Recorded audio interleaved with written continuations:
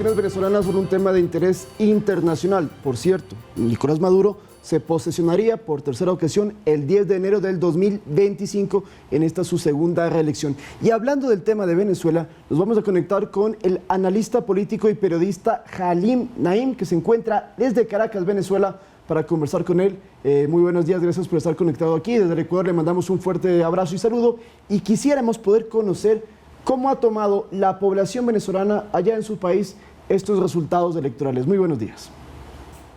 Buenos días para todos. Definitivamente en Venezuela se vive una tensa calma el día de hoy, luego de una jornada bastante larga y centros de votación todavía abiertos por la diatriba de la impresión de las actas, por la diatriba de los testigos de mesas, pues tratando de pelear su derecho. Según la norma electoral, los testigos tienen derecho a tener las actas, y algunos miembros del Plan República y algunos miembros de mesa establecidos por el CNE no están haciendo valer la ley, no están haciendo valer la norma, y todavía hay personas contando papelito por papelito en los centros de votación, o hay personas esperando a que se solvente la situación para poder tener sus actas.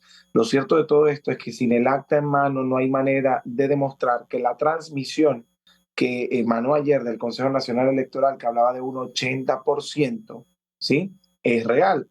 Y de ser real, fíjense ustedes, de ser real, esa transmisión también están incurriendo en una ilegalidad y en un delito. ¿Por qué?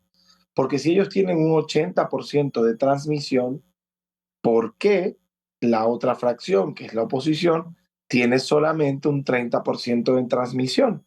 Cuando declaraban ayer que tenían un 30% de transmisión desde el Comando con Venezuela de la oposición, minutos después sale hablando el Consejo Nacional Electoral a decir que tiene un 80% transmitido, cosa que es totalmente falsa, porque además se tiene pruebas, en primer lugar, y segundo, el respaldo de que muchísimos centros de votación en el país todavía no habían transmitido el resultado o los votos porque todavía no se había impreso el acta para poder hacer los conteos. Es decir, sin emitir actas no se puede transmitir votos, y no había emisión de actas. Si no hay emisión de actas, no hay transmisión de votos. Y esto pasaba en más del 50% de las mesas del país. Por lo tanto, no podía existir un 80% de transmisión de votos. Eso está totalmente claro. Ahora, la gran duda de los venezolanos hoy es si no tenemos presencia dentro de la comisión, porque los designados por el Comando Venezuela para estar dentro de la comisión no tuvieron acceso a la comisión.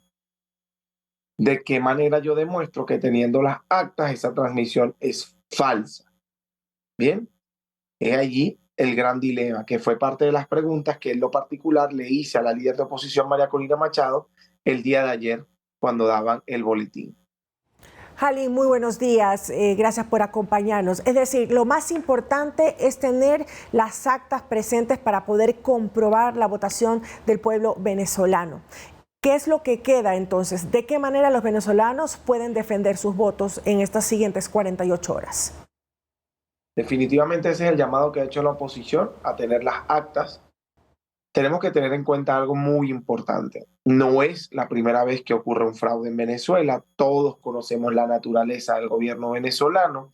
Han existido reiteradas oportunidades, por ejemplo, en algunas regiones del país, en algunos estados, que gobernadores han sido víctimas de fraude con el acta en mano y sin poder hacer absolutamente nada. Hoy la realidad no tiene por qué ser distinta. Y te digo no tiene por qué ser distinta porque todos conocemos la naturaleza del gobierno venezolano. ¿Cómo confiar en que la realidad sea distinta cuando teníamos 3 o 4 gobernadores que habían ganado las elecciones con una brecha importante y le habían revertido el resultado para que no fueran gobernadores porque necesitaban tener control de esos estados? Entonces, volvemos todavía a la fantasía internacional, volvemos de nuevo a la fantasía de confiar en las instituciones. Ciertamente confiaron, o bueno, no confiaron, pero pusieron realmente estas elecciones en manos del Consejo Nacional Electoral, porque es que Venezuela está presa de sus instituciones. Bien, y la institución es el Consejo Nacional Electoral, y para hacer una elección hay que someterse a esa institución. Una institución que, como casi todas o como todas, está en manos del gobierno venezolano y que sin mesura, sin pena, sin delicadeza y descaradamente ha hecho el robo más grande de la historia de Venezuela. Y quién sabe si el robo más grande de la historia de la humanidad. Estamos hablando de 70-30, estamos hablando de 40% de diferencia, podría ser un récord.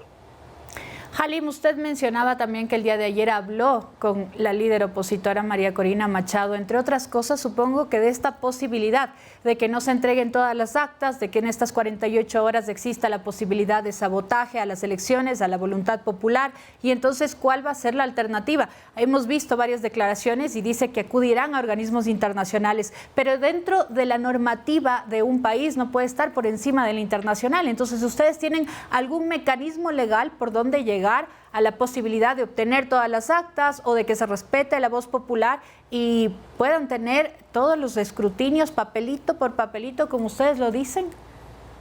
A ver, en un país normal, el poder legislativo, el poder ejecutivo y el poder judicial funcionan cada uno independientemente y autónomamente. Aquí hay dos poderes más, entre ellos el poder electoral, que es el Consejo Nacional Electoral, y todos los 5 están a merced del gobierno. Es decir, ¿de qué manera yo puedo solventar la situación? A través del Poder Judicial. Pero el Poder Judicial ya sabemos para quién trabaja, para quién funciona. ¿De qué manera se le pide a una líder de la oposición venezolana que nos dé respuesta de qué va a hacer en las próximas horas, cuando realmente en Venezuela poco hay que hacer, por lo menos a nivel institucional? ¿Cuál tiene que ser su llamado? A la población, que a fin de cuentas es la que va a respaldar el proceso, no solo con los votos, sino con su acción, a que proteja las actas, a que reciba las actas, a que los testigos estén allí tercos recibiendo las actas. Luego apelar a la comunidad internacional, porque un llamado a violencia, un llamado a las calles, ya sabemos lo que acarrea en Venezuela. En una democracia real se puede llamar a protesta de manera natural, porque es que además protestar es un derecho, ¿sí? Pero en una realidad como la venezolana, en donde solo ellos conocen su sistema y puede ir un poco más allá de una dictadura, es difícil poder hacer llamados de este tipo en una rueda de prensa en donde te está viendo el mundo entero.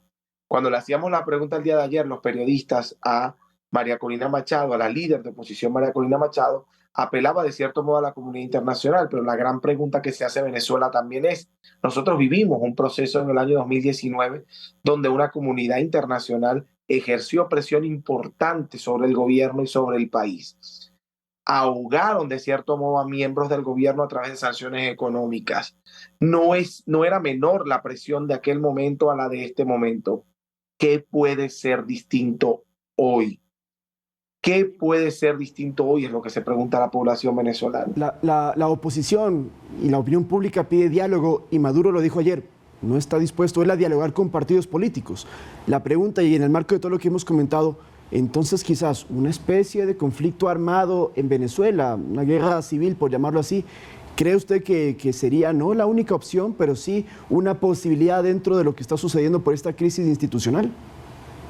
Yo no creo que eso sea así. ¿Y por qué no creo que eso sea así? Porque el civismo del venezolano quedó demostrado el día de ayer. Ante un robo tan evidente, ante un fraude tan evidente, la gente escuchó y atendió al llamado. En cualquier país del mundo donde la cultura sea diferente, esto ya hubiera derivado en una guerra civil. Esto ya se hubiese convertido en un baño de sangre. En Venezuela existe una cultura importante a nivel electoral, una cultura importante a nivel del comportamiento del ciudadano. Aquí hay cultura de paz, honestamente. Sin embargo, ojalá la presión del venezolano sea un poco mayor para que el gobierno entienda que va a gobernar con un 30% del país solamente a su favor. Es decir, tiene un 70% de los venezolanos haciéndole frente a su gobierno y caminando en contra de su gobierno. Eso, número uno, si es que logran gobernar. Número dos, que se haga alusión realmente a la justicia. Existe un artículo 33 en la Carta de Naciones Unidas que, si bien no prela sobre los artículos de la Constitución, es un mandato internacional. El artículo 33 de la Carta de Naciones Unidas establece la solución pacífica de las controversias. ¿Cuál sería una manera de solucionar pacíficamente esta controversia? Pues evidentemente una negociación. Pero al sentarse en una mesa de negociación con un gobierno que acaba de cumplir un fraude, podría entenderse ante la comunidad internacional que es que yo estoy reconociendo un fraude porque me estoy sentando con un gobierno y no con un gobierno saliente, y ese gobierno se está sentando con un gobierno pues de turno, con un gobierno electo, con un presidente electo, como lo dijo ayer María Corina Machado. ¿Pero cree usted que quizás ahora lo que se venga es más represión, más rigurosidad, un gobierno más estricto de Nicolás Maduro, tomando en cuenta lo que vimos está ayer perdiendo anoche? apoyo? Ayer las calles de Caracas estaban abarrotadas de militares, de guardias nacionales, del brazo armado del gobierno, que no tiene ningún tipo de connotación legal, pero que es un brazo armado del gobierno, que algunos lo llaman colectivos armados, y yo se los voy a traducir a los latinoamericanos, porque los latinoamericanos, el colectivo es un carro, un automóvil que traslada a muchas personas. Un colectivo armado en Venezuela es un malandro. Un colectivo armado en Venezuela es un delincuente, un asesino, un violador del derecho del otro, definitivamente una persona que incurre en el delito de agresión constantemente. Yo he sido víctima de la agresión de los colectivos armados, y cuando ayer se hizo un llamado a que salgan a disfrutar de su victoria, a que lleguen a la Plaza Bolívar, a que disfruten o a que celebren en las calles de Caracas y de Venezuela, el pueblo venezolano ya tiene una cultura auditiva y sabe leer entre líneas lo que está diciendo el gobierno, y ese llamado de Diosdado Cabello, que quizá es el delincuente mayor, puede traducirse, según la interpretación del venezolano, el llamado a esos delincuentes, que es un brazo sin connotación legal alguna, a que salgan a las calles para generar terror y zozobra en Venezuela. Es decir, sí va a ser peor, empezó a ser peor desde ayer, no hay mesura, no hay mano izquierda y mucho menos hablar contemplaciones en Venezuela. Muchísimas gracias. Hemos tenido una conversación vía telemática con Halim Naim desde Caracas, Venezuela, sobre las reacciones de lo que ha ocurrido la noche de ayer en las elecciones de ese país. Muchísimas gracias. Es analista político y además periodista. Gracias por habernos acompañado. Buenos días. Buenos días para ustedes. Por eso nos vamos a una pausa y regresamos con más, compañeros.